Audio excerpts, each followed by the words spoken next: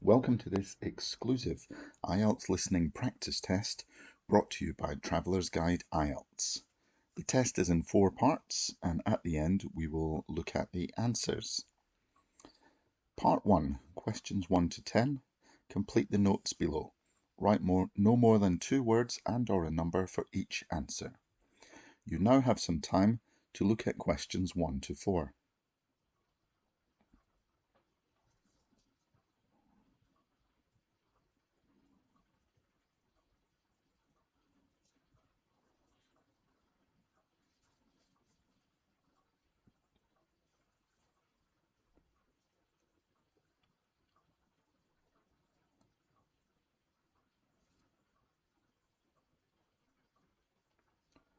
Now listen and answer questions 1 to 4. Good morning. How can I help you today? Hi. I dropped my car off yesterday for a service. I was wondering if it's ready to be picked up. Can I have your name, please? Sure, it's Mick Johnson. And the car registration number. It's LBY7220. Let me check. Yes, Mr. Johnson, your car is ready. We completed the service and everything looks good. Great. Were there any issues? Just a minor one. We had to replace the air filter, but that's all taken care of.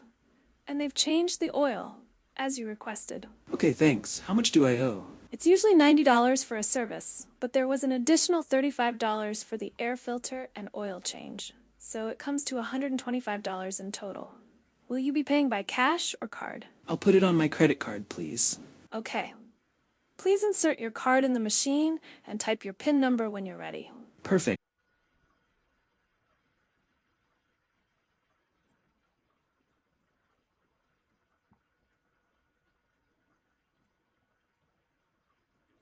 Now look at questions 5 to 10.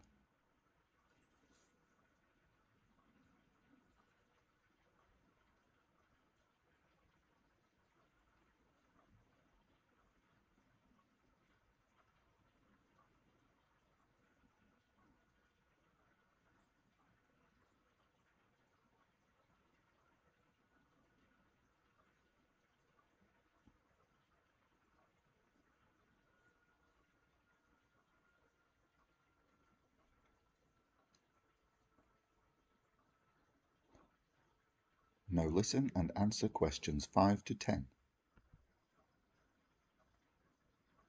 By the way, do you offer a car wash service? Yes, we do. We have a standard wash for $20 and a full detailing service for $50.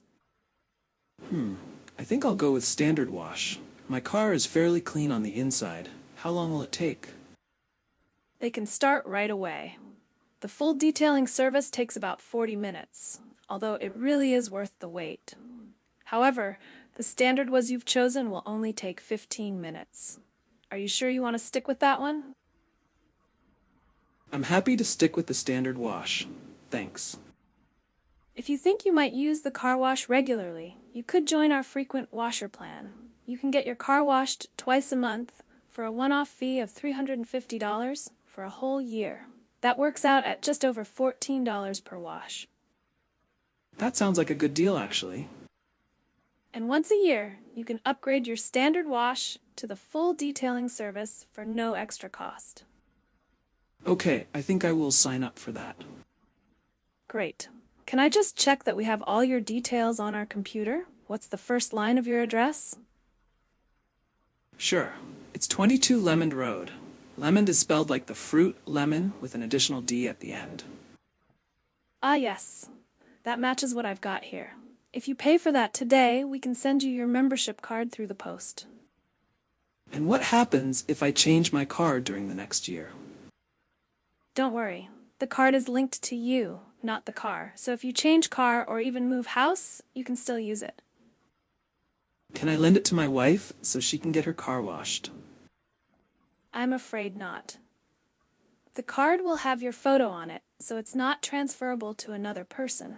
Although you could bring your wife's car in and have it washed. I'm sure she'd appreciate that.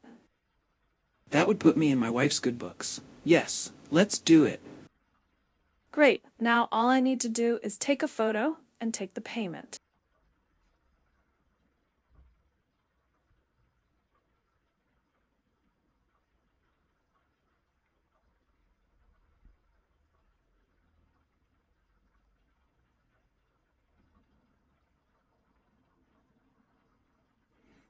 Part 2, questions 11 to 20. Questions 11 to 15, choose the correct answer, A, B or C. You now have some time to read questions 11 to 15.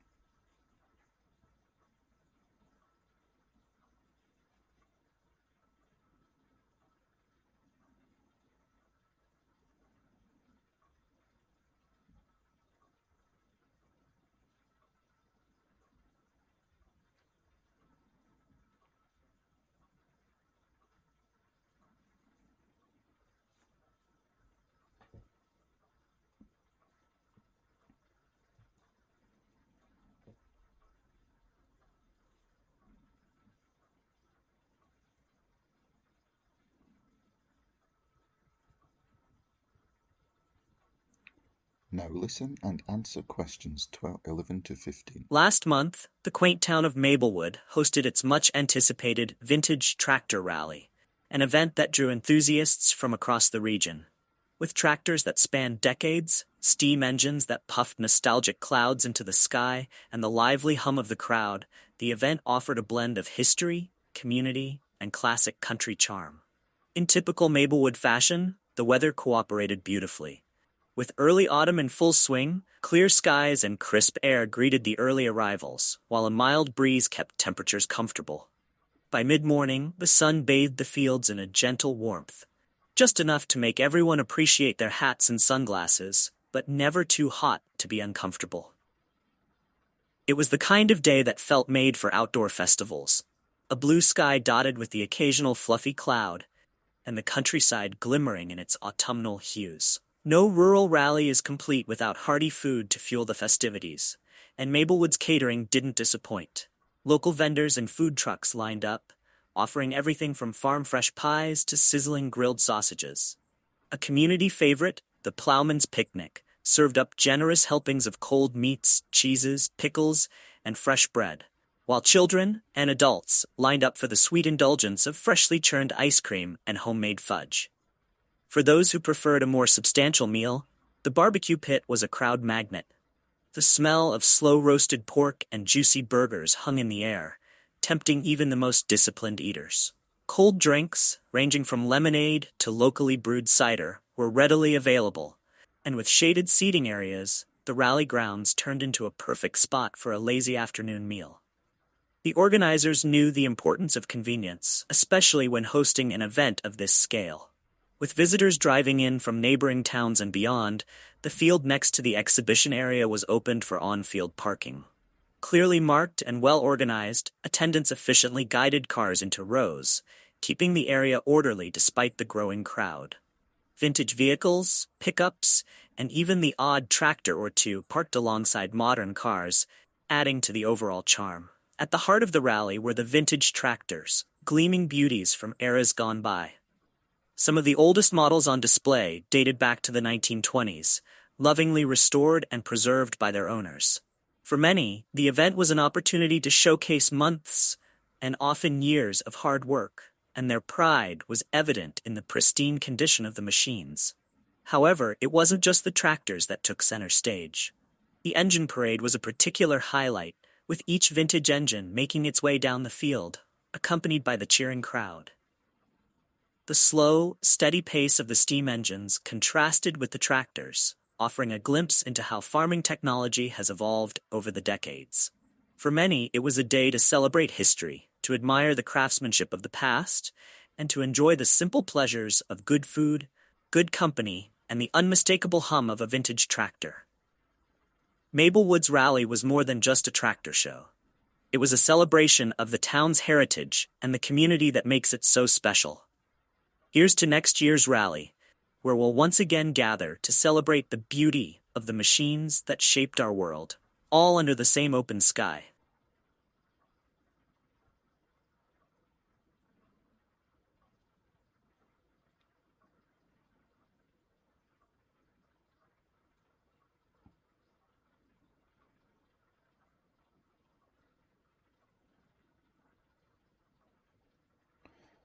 Questions 16 to 20. Label the map below. Write the correct letter A to H next to questions 16 to 20.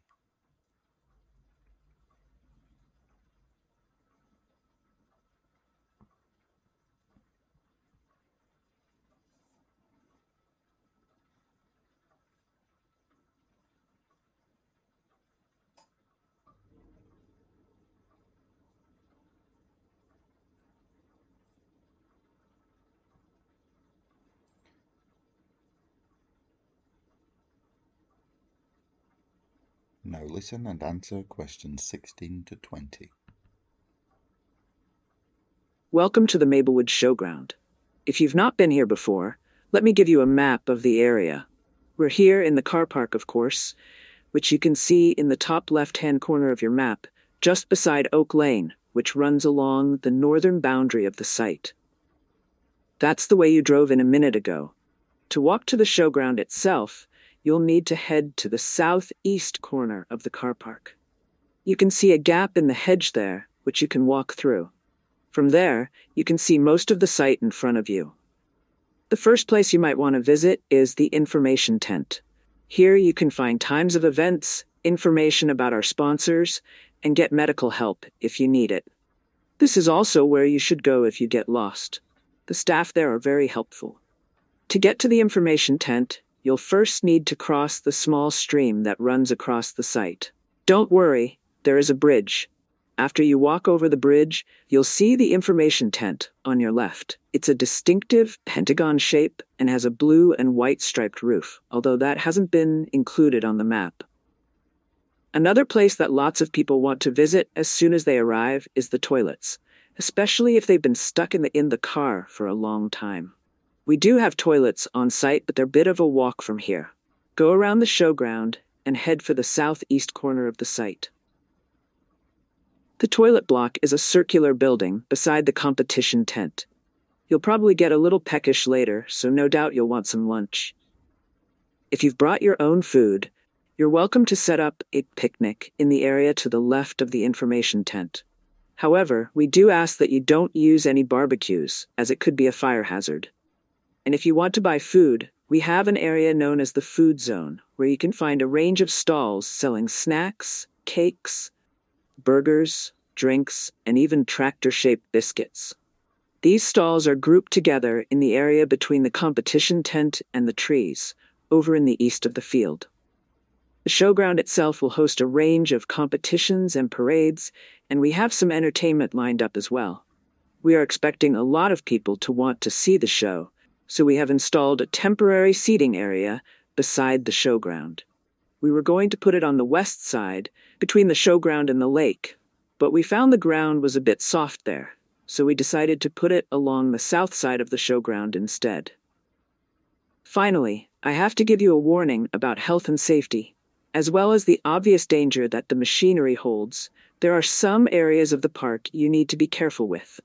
As you've already seen, there's a small lake near the middle of the showground, which you must beware of. It's not fenced off, so make sure children don't go too close to the edge. And on the opposite side of the lake to the showground, there's a large area of swampland, which is out of bounds. You could easily get stuck in the muddy ground there, so it's best to stay well clear. Anyway, you've probably had enough of listening to me, so off you go and enjoy the event. And hopefully we'll see you again next year.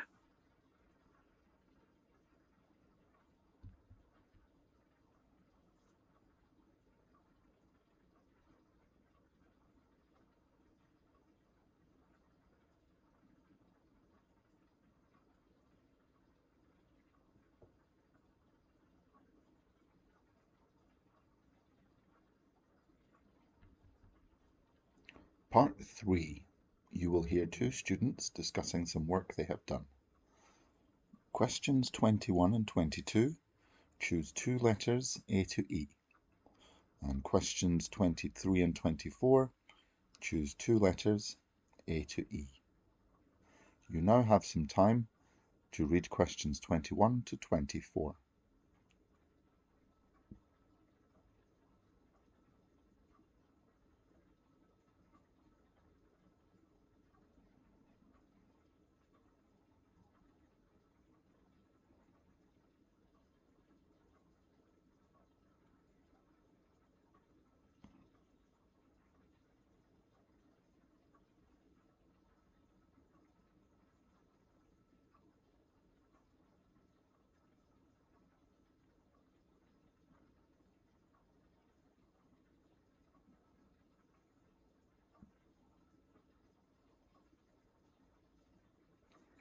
Now listen and answer questions 21 to 24.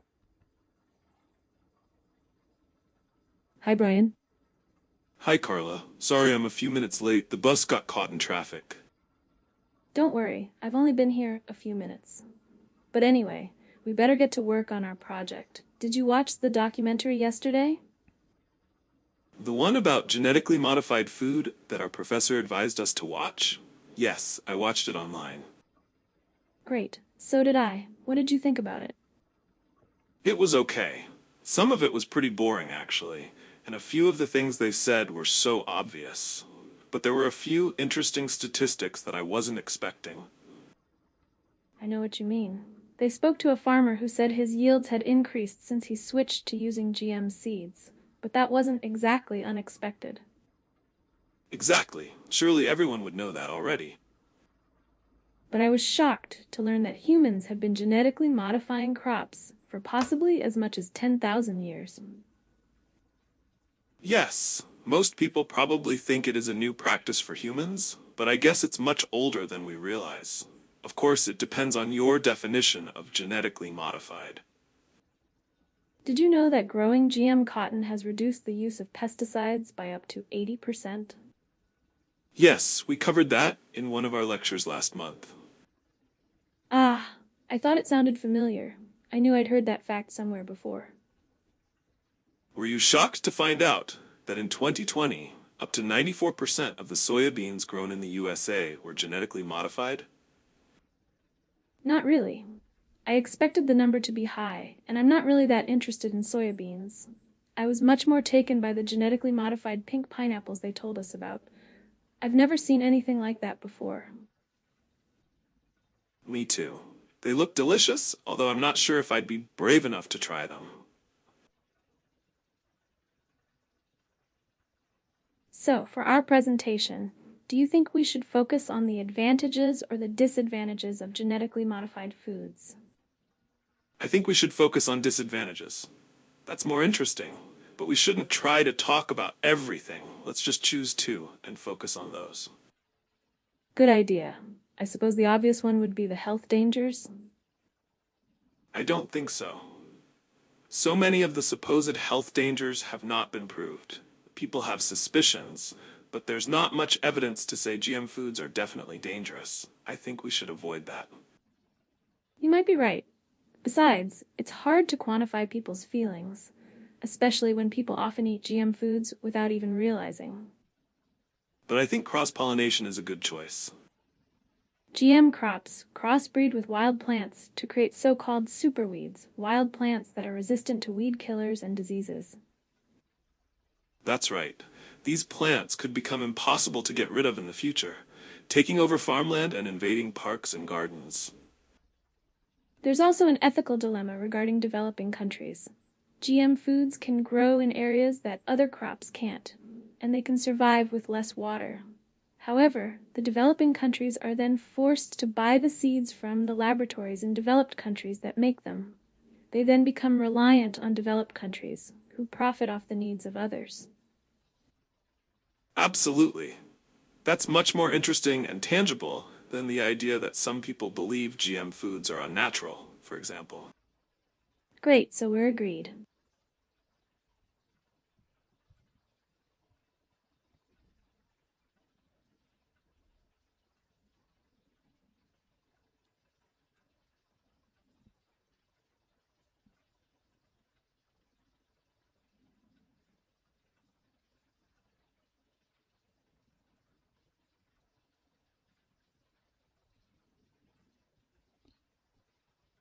Now look at questions 25 to 30.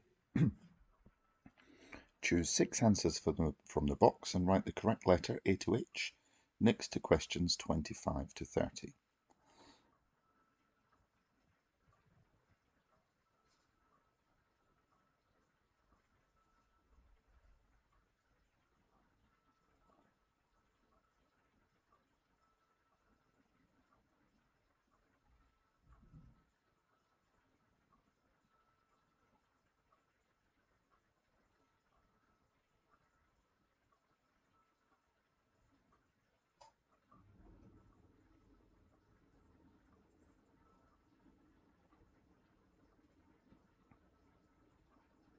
Now listen and answer questions 25 to 30. Now, let's discuss what we're going to do for our presentation. There's going to be several groups presenting on the same day and a fairly large audience. So we need to do something that'll make us stand out from the others. How about walk-on music? We could play a famous song as we walk onto the stage. That would be cool. I'm sure it would be cool, but famous songs are copyrighted. We might actually be committing a criminal offense if we play one in public without permission. I suppose you're right. Well, we definitely need to use colorful slides. That will make people in the audience sit up and take notice. Yes, I agree with you on that one. But we don't want to use too many visual effects within the presentation itself. Those can be very distracting for a viewer.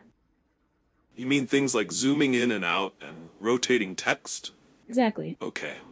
I also read that you shouldn't have too much text on the screen while you're talking. Yes. Some people put their entire speech on the slides, then just read it out. What's the point in that? The audience could read it for themselves, so we wouldn't even have to be present.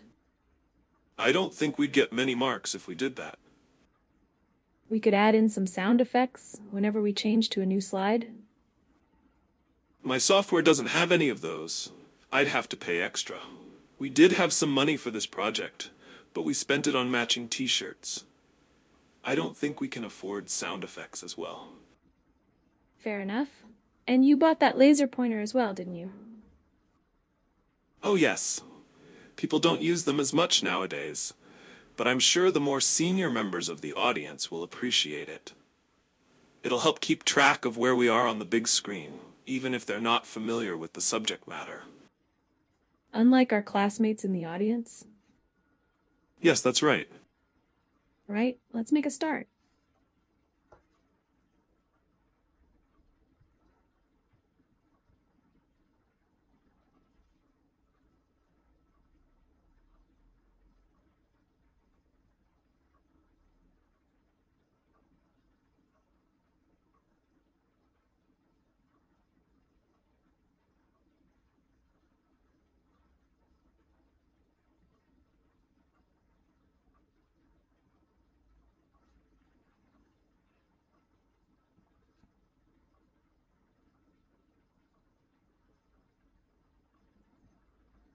Part 4, questions 31 to 40.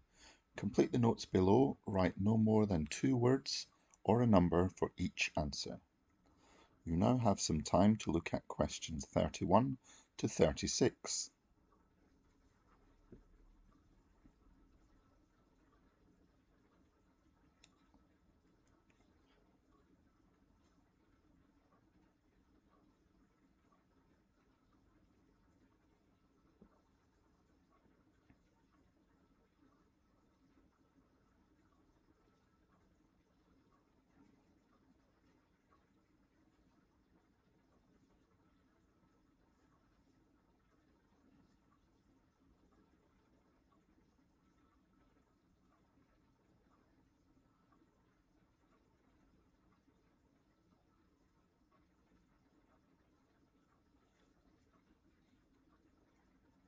Now listen and answer questions 31 to 36.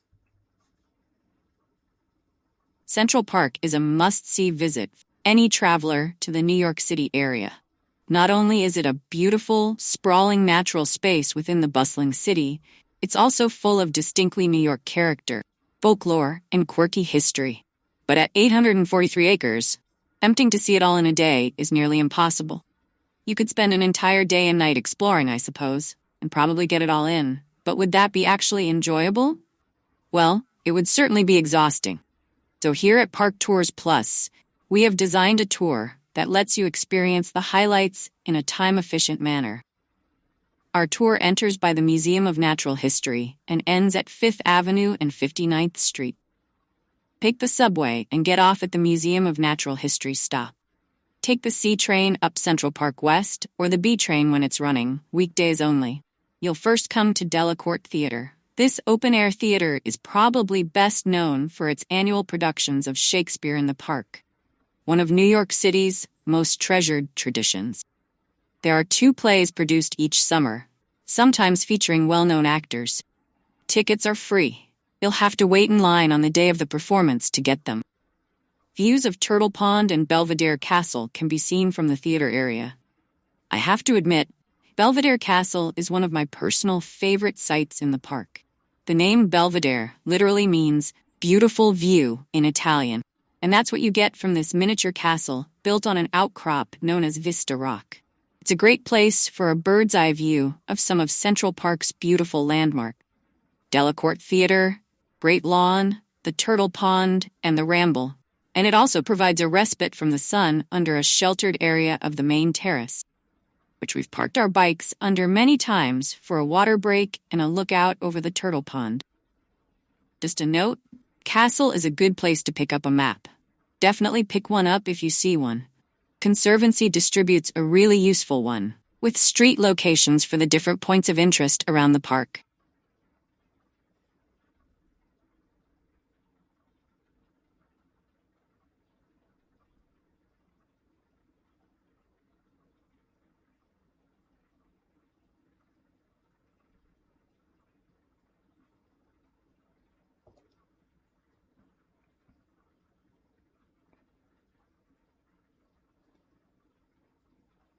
Now read questions 37 to 40.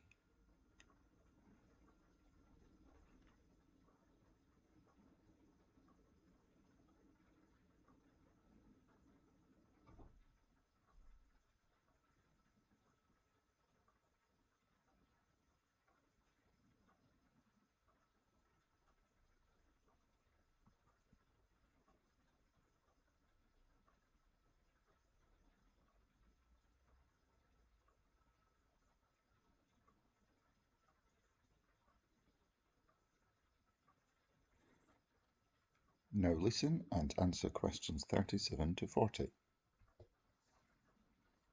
Leaving the castle, continue south into the Ramble. The Ramble was designed as a wild garden and is a maze of meandering trails through dense woodland in the middle of the park. It is a prime location for bird watching and wildlife viewing, and you will often find walking tour groups and individuals with their binoculars trekking throughout the Ramble.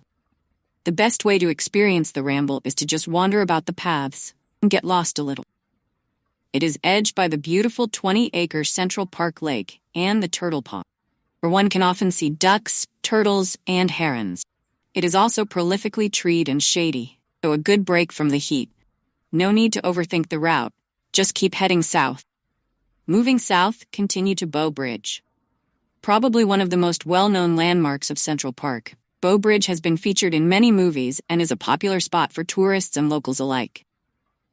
Many marriage proposals, bridal portraits, engagement photo shoots, and Instagram glamour shots take place on the iconic bow-shaped bridge. If following our walk, you will reach the lower-level area, formerly known as the Esplanade, flagstone plaza with stone parapets, plantings, and the Bethesda Fountain as its centerpiece. The Bethesda Fountain has been restored after years of decay and is on and flowing through most of the warm months, though is sometimes off due to weather or drought restrictions. Pass on through the arcade and climb the stairs to the mall. There are restrooms in the area of the stairs if you feel the need. 2 things will strike you when strolling along the path: the beauty of the many American elm trees planted there and the broad width of the path itself. This is one of the largest plantings of the American elm in existence, as they were popular back when the park was created, but are somewhat less common today. These large trees provide a glorious amount of shade, and in fall they appear lit up with golden yellow tones. Keep walking along the road to exit on the corner of 59th Street and 5th Avenue. And so ends our walking tour for the first-time visitor to Central Park.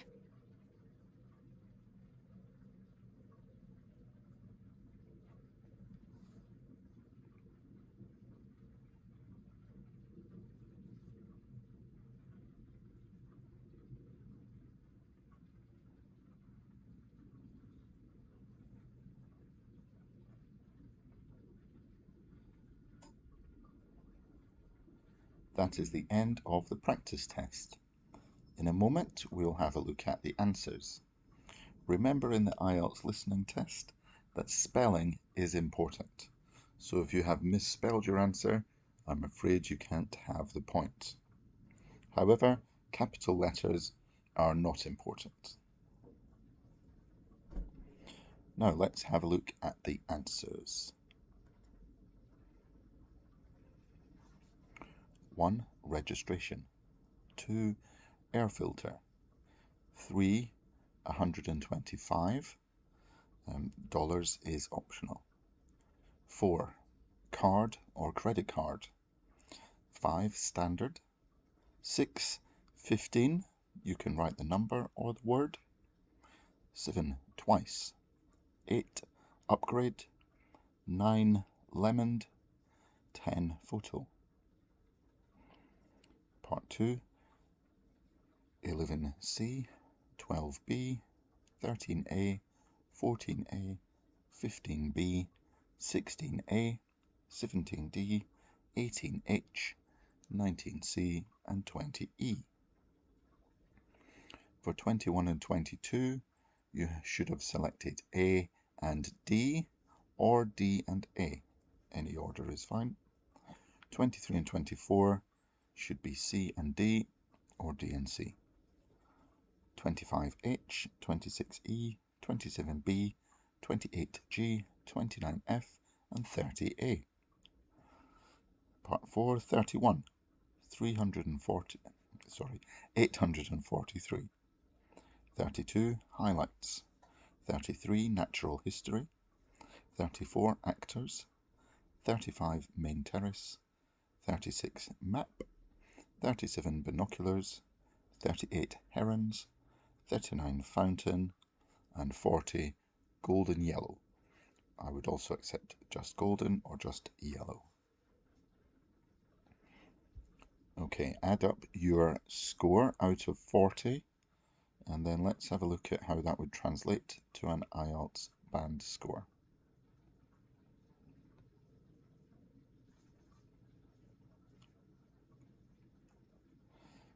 Here we are. This is an unofficial IELTS test, but this should give you a rough idea of the sort of band score you're likely to get in a real IELTS test based on your raw score on this test.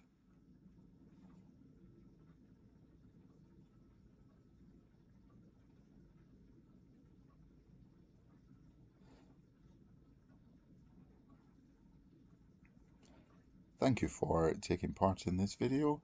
I hope you found it useful. Please like the video, subscribe to the channel, leave a comment with the score that you got, and tell me what you think about this test. Good luck with your onward studies, and bye for now.